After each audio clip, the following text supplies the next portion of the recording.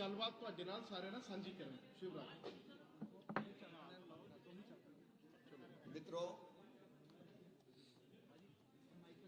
आज मेरा सौभाग्य है कि पंजाब की इस पवित्र धरती पर फिर आया हूं। कल रात को मैं आया था और सवेरे से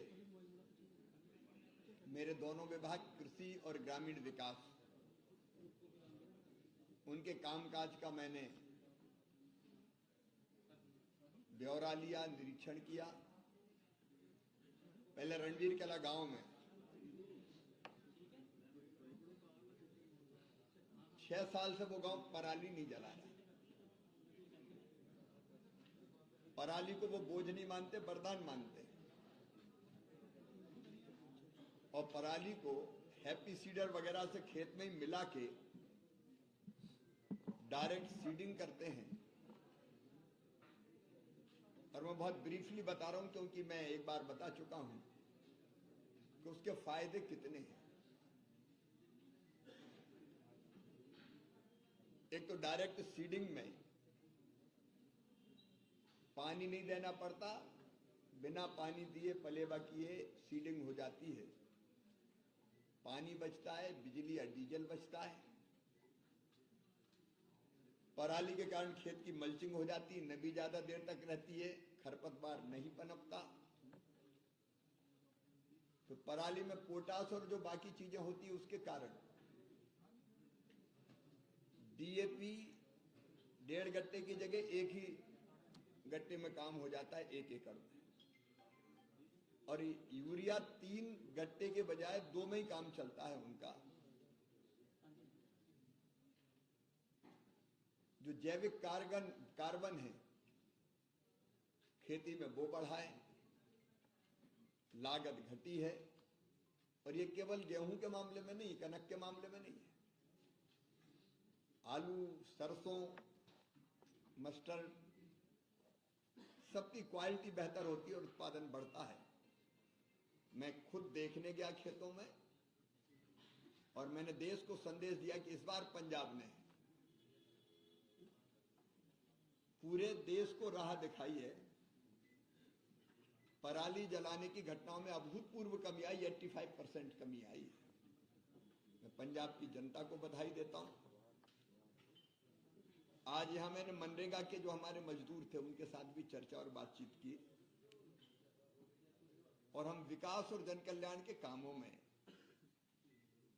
प्रधानमंत्री जी के नेतृत्व में कभी कोई राजनीति भी नहीं करते, कोई भेदभाव भी नहीं करते। तो मैंने यहां जो मेरे विभाग की योजनाएं हैं, रूरल डेवलपमेंट की, ग्रामीण विकास की, उनकी समीक्षा की। मित्रों, पंजाब में जब भयानक बाढ़ आई थी, उस बाढ़ के बाद मेरे विभाग की तरफ से, क्योंकि मैं उस समय आया था, सारे हालात देख के गया था। और तब मैंने पंजाब सरकार से कहा था कि जितने भी मकान टूटे हैं बाढ़ के कारण, उन सबको बनाने के लिए प्रधानमंत्री आवास योजना के अंतर्गत राशि दी जाएगी।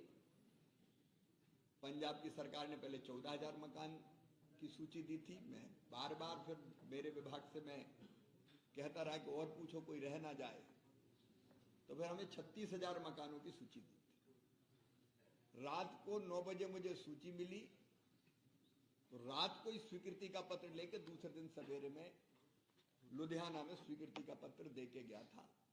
आज मैंने समीक्षा की तो मुझे बताया कि 36,000 में से 30,000 की स्वीकृति वो जारी कर चुके हैं, 6,000 की अब भी बाकी है। ये स्वीकृति तत्काल होनी चाहिए, सबकी होनी चाहिए, ताकि जिनके मकान बाढ़ में क्षतिग्रस्त हुए हैं वो तत्काल बना लें, इसमें देर नहीं होनी चाहिए। फिर 1 लाख से ज्यादा मकान हमारे पंजाब के गरीब भाइयों और बहनों को केंद्र सरकार ने पिछले वर्षों में दिए हैं। उनमें से स्वीकृतियां सबकी जारी नहीं हुई। केवल 76,000 सूची की स्वीकृति जारी हुई है। मैंने कारण पूछा कि केवल 76,000 क्यों, बाकी क्यों नहीं? तो बाकी के बारे में उन्होंने कहा कि भी संदेह है कि ये पात्र है कि नहीं है। तो हमने आग्रह किया कि ये स्वीकृति जारी किए हुए बहुत दिन हो गए, अगर नहीं है तो, अगर है तो कोई एक भी मकान रहना नहीं चाहिए। भारत सरकार ने बार बार कहा है कोई भी पात्र जो पात्रता रखता और गरीब है, कच्चा मकान है, उसको पक्का मकान बनना चाहिए। उन्होंने मुझे कहा है कि इस महीने करके वो 1 महीने के अंदर और स्वीकृति जारी करेंगे, या कोई अपात्र है तो उसके बारे में बताएंगे। हमने ये भी समीक्षा की कि नए मकान प्रधानमंत्री जी देना चाहते हैं उन सब गरीबों को जिनके कच्चे मकान है पंजाब में। उसका सर्वे हमने करवाया। भारत सरकार ने तो आदेश दिया कि सर्वे करती राज्य सरकार। राज्य सरकार ने जो सर्वे किया उसमें हमें बताया कि लगभग 5 लाख मकान, 7 लाख मकान उस सर्वे में आ रहे हैं, जिनमें हमने तय किया है कि 2 व्हीलर भी किसी को पास होगा तो उसको भी मकान देंगे, क्योंकि 2 व्हीलर आज जरूरत की चीज हो गई है। 15,000 रुपया महीना तक आमदनी, पहले 10,000 तक पे देते थे, तो उस पर भी हम देंगे। टेलीफोन अगर किसी के पास है तो पहले नहीं देते थे, हमने कहा टेलीफोन है तो भी देंगे, क्योंकि ये जरूरी चीजें बन गई है। तो जैसे ही इसका वेरिफिकेशन करके पंजाब सरकार हमारे पास भेजेगी, ये मकान भी स्वीकृत किए जाएंगे। और मैंने आग्रह किया कि पुराने मकानों को वो जल्दी स्वीकृति जारी करे, बाढ़ वाले भी जल्दी पूरा करे, और बाकी जो शेष है वो भी जल्दी पूरा करे। मनरेगा की हमने समीक्षा की। मनरेगा के अंतर्गत हमने अपने पंजाब प्रदेश के लिए पिछले दिनों जो राशि दी है वो 6,000 करोड़ रुपए से ज्यादा की है, और इस साल ही हमने 842 करोड़ रुपए की राशि पंजाब को दी है। लेकिन जब मैं मजदूरों से बात कर रहा था तो इसमें बहुत शिकायतें, जॉब कार्ड जाली, फर्जी हैं, काम ठेकेदार कर देते हैं, जो काम मांग रहे मजदूर उनको काम नहीं मिलता, कई तरह की शिकायतें। हमने आज समीक्षा भी की है, और जहां ये शिकायतें हैं मैंने राज्य सरकार से भी कहा कि राज्य सरकार की ड्यूटी है, क्योंकि कई जिलों से शिकायत आई, मुक्तसर से आई, फाजिलका से आई, कि काम मजदूरों को मिले ही नहीं और काम हो गया। ये बहुत गंभीर है। राज्य सरकार से भी मैंने अनुरोध किया है कि ऐसे मामले में जांच करे और दोषियों को दंडित करने का काम करिए। पैसा ठेकेदारों के लिए नहीं है, ये पैसा मजदूरों को रोजगार देने के लिए। और भारत सरकार की भी टीम आके इनकी जांच करेगी, ताकि पैसा अगर गलत हाथों में गया हो, किसी ने फर्जीवाड़ा किया तो उसको पकड़ सके और उसको दंडित भी कर सके, और गरीब को, मजदूर को न्याय दे सके। कुछ काम ऐसे हैं जो, जैसे नहर की सफाई, अब सफाई होती नहीं है और पैसा निकल जाता है, उन पर भी विशेष ध्यान देने की बात कही है।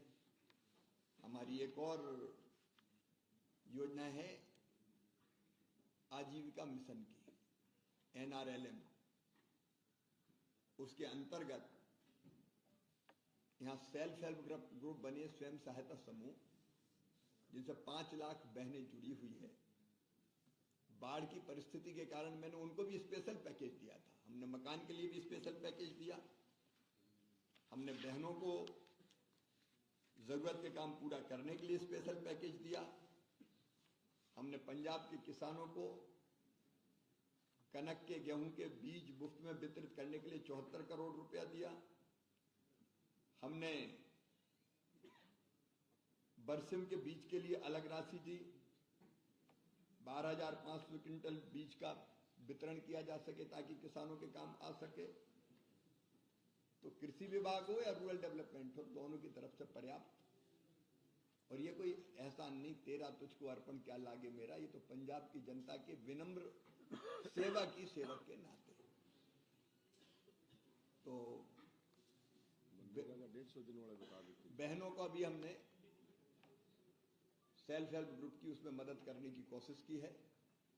आजीविका मिशन का काम ठीक चले, उसमें भारत सरकार लगातार सहयोग कर रही है। और एक बात हमने और की कि आमतौर पर 100 दिन का रोजगार मनरेगा में देते मजदूर। पंजाब को विशेष रूप से, क्योंकि यहाँ बाढ़ के कारण फसलें खराब हो गई थी, तो ये आशंका थी कि मजदूरों को उतने दिन मजदूरी नहीं मिल पाएगी खेती में, तो हमने 100 से बढ़ा के 150 दिन का रोजगार देने के आदेश जारी किए हैं, जो अभी राज्य सरकार ने स्वीकार किया कि उनको मिल गए हैं, ताकि यह जरूरत पड़े तो ज्यादा रोजगार दिया जा सके। प्रधानमंत्री जी के नेतृत्व में केंद्र सरकार पूरी तरह से कटिबद्ध है, बीजेपी की सरकार, के हम अपने पंजाब के विकास में कोई कसर न छोड़ें, पंजाब की जनता की सेवा में कोई कसर न छोड़ें। तो उसी काम के लिए बार बार आते हैं और आज आके मैं फिर प्रसन्न हूं। अभी एक कार्यक्रम बाकी है आलू केंद्र का, उसके बाद फ्लाइट भी पकड़ना है। क्यों आपने मनरेगा का ये इशू रेज किया, आपको लगता है इसमें घोटाला हुआ है? वो लोगों के आपके पास फीडबैक आए, लोगों ने बताया है और अपने उन्होंने रिप्रेजेंटेशंस दिए हैं, उसकी जांच करेंगे। बहुत बहुत धन्यवाद। सर एक सवाल है, SYL के ऊपर आज कह रहे हैं कि सेंटर पीछे हट गया है, पंजाब और हरियाणा को बोल दिया कि अपना मसला बैठ के इसे क्लियर किया जाए। आपका टेक क्या है इसमें? मेरे विभाग की बात मैंने बता दी, बाकी सेंटर के लेवल बहुत बहुत धन्यवाद। उनमें से पैसे लगातार आ रहे हैं। 4 करोड़ मेरे मित्र, मुझे फ्लाइट भी पकड़नी है और आज 3 बार प्रेस कॉन्फ्रेंस हो गई मेरी। 1600 करोड़ को लेकर ही कह रहा है कि पैसा अभी तक आया नहीं है। ऐसा है कि 480 करोड़ रुपए आ चुका।